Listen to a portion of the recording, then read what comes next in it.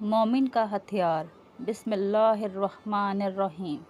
خدا کا بندے پر کتنا عظیم احسان ہے کہ دنیا کا وہ حکم و ترغیب بھی دیتا ہے اور دعا کرنے کا طریقہ بھی سکھلاتا ہے۔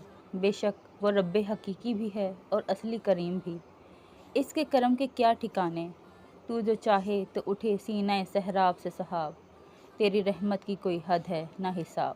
سچ ہے ان اللہ یدفع عن الذین آمنوا، بلا شبہ اللہ تعالیٰ اپنے مومن و عاشق بندوں کے ساتھ ہمیشہ کھڑا ہے۔ رسول اللہ صلی اللہ علیہ وآلہ وسلم نے فرمایا، لیس شیء اکرم علی اللہ تعالی من الدعاء۔ اللہ تعالیٰ کے نزدیک سب سے عزت والی چیز دعا ہے۔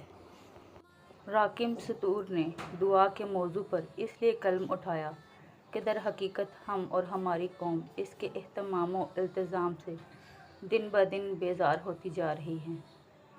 دعا کی قدردانی اور عظمت و اکرام سے بے اعتنائی اور غفلت و کوتاہی برتنے کا عادی سا ہو گیا ہے، جبکہ قرآن پاک کی ہدایتیں، حدیث شریف اور عمل صحابہ رضی اللہ تعالیٰ عنہم اجمعین اور اولیاء کرام دعاؤں کے اہتمام و پابندی سے متعلق روز روشن کی طرح عیاں ہیں۔